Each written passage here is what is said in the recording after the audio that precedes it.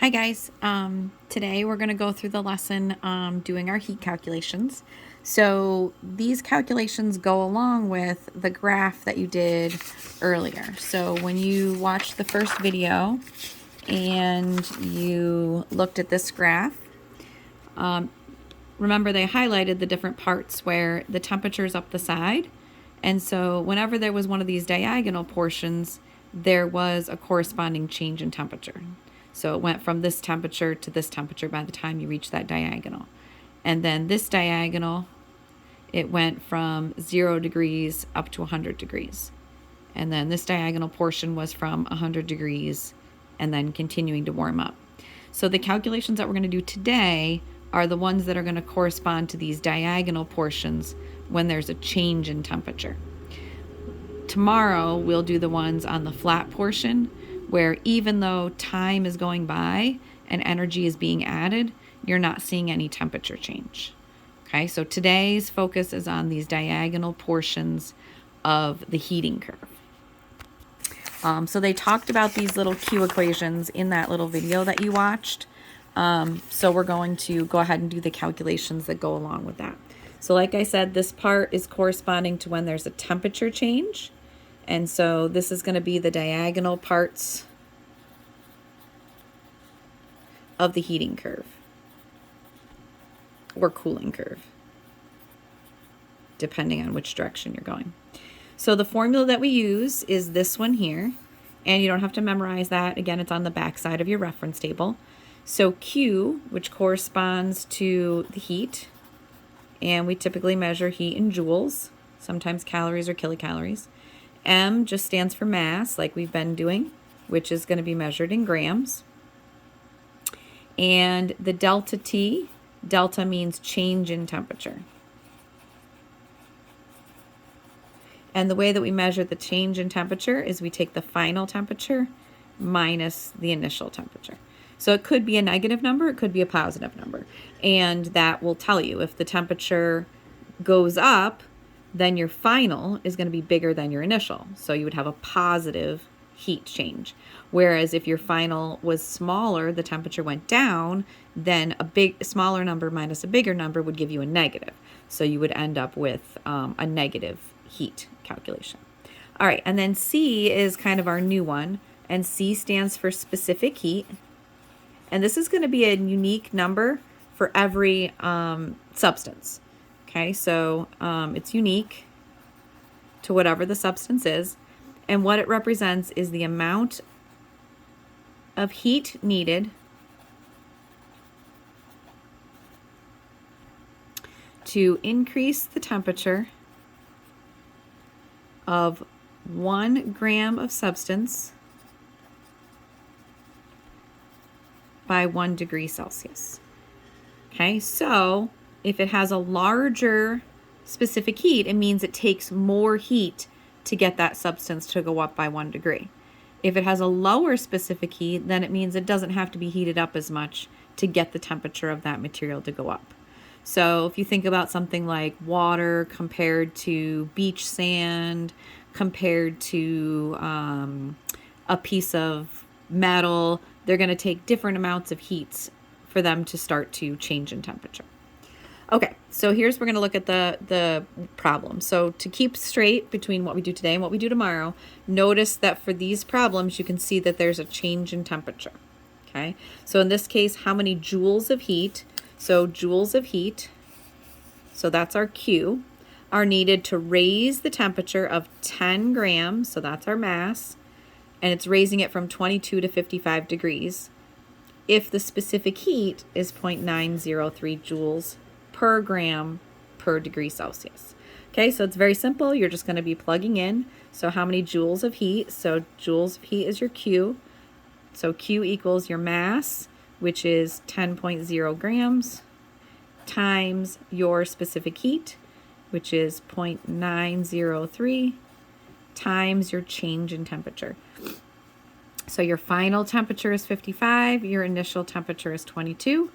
So if I do 55 minus 22, I get 33 degrees as my change in temperature. Okay, and then you would just multiply those through. This would give us 297.99. And then if we pay attention to our significant figures, oh, sorry, this was 55.0, 22.0, 63.0. All right, so we have 3 significant figures, 3 significant figures, 3 significant figures. So our answer can only have 3. So 297, but we have a 9. So that's going to be 298 joules of heat.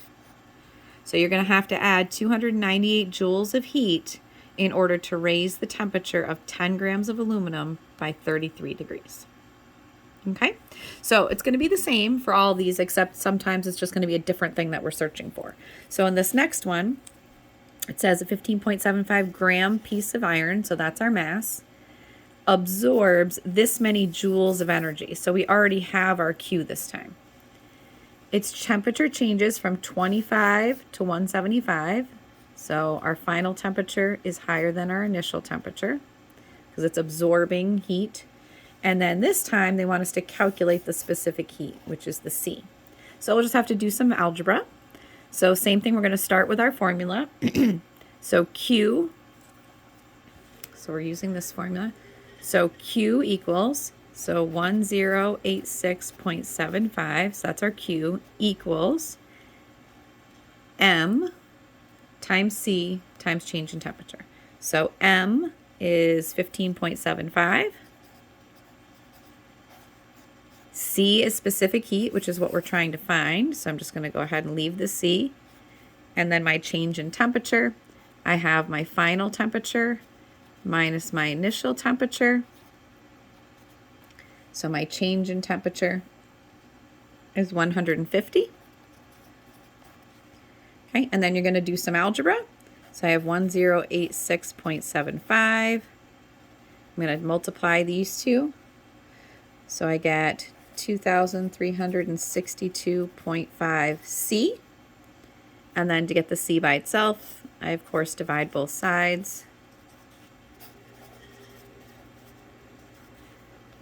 So C equals 0.46. And our unit is joules per gram degree Celsius. Okay, so beyond plugging in and knowing where to plug the things in, then it just becomes algebra. All right, let's look at the next one. So the specific heat of aluminum is this, so that's our C. How much heat, so that's our Q, is released this time. So before, when it was absorbed, obviously if you absorb heat, your temperature is going to go up. Now we're releasing heat, so we're going to expect that our temperature is going to go down. We have a 10 gram piece of aluminum, so that's our mass, is taken out of the oven and cools from 100 to 50. So now you can see that my final temperature is less than my initial temperature. Okay, so same thing, plug into our equation. So Q equals, that's what we're trying to find, our mass, which is 10.0 grams, times C, which is 0.9025, and our change in temperature. So this time we do our T final minus our T initial. So we're going to end up with negative 50 as our change in temperature. So negative 50. And then just multiply through.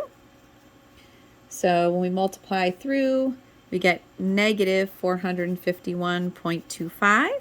We look at our significant figures. We've got 3 here, 4 here, 3 here. So our answer can only have 3.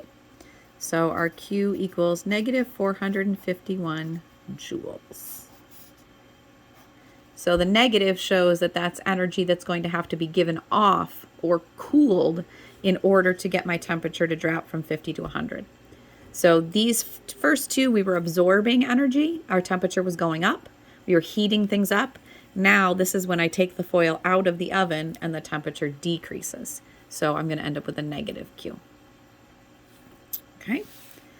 All right. Next one, the specific heat of water.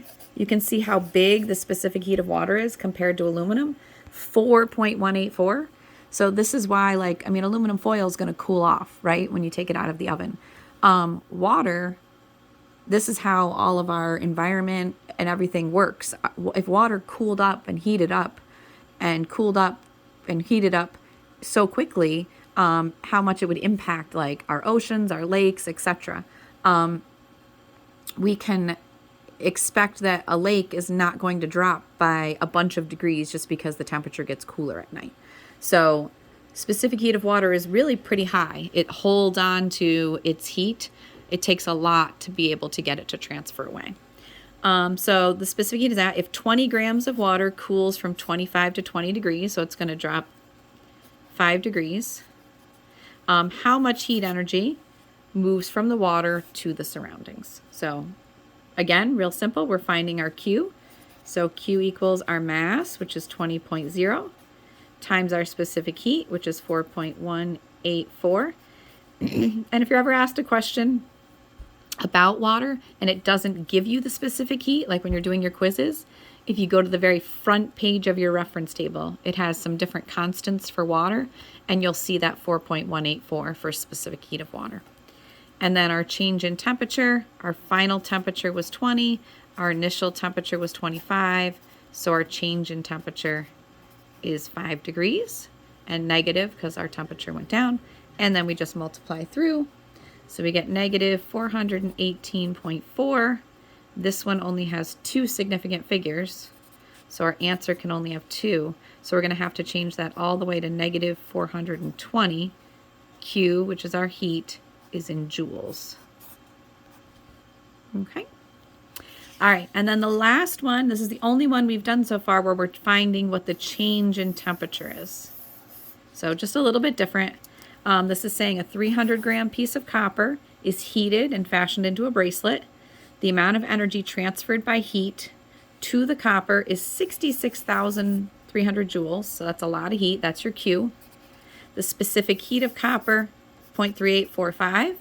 So you don't have to have anywhere near as much heat that you add to it to get the copper to change temperature, whereas the water was 4.184.